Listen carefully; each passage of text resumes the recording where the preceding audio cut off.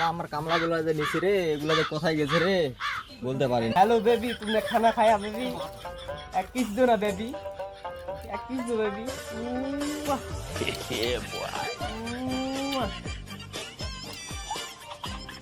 তোদেরকে কি আমি এখানে বসায় রাখার জন্য কামলা নিছি? ए बेबी कुछ बात আমার যে এতগুলো ধান ক্ষেত লাগানোর জন্য আছে, এগুলো কে লাগাই দিবে? এগুলো চলো চলো। এই এর কি হইছে রে?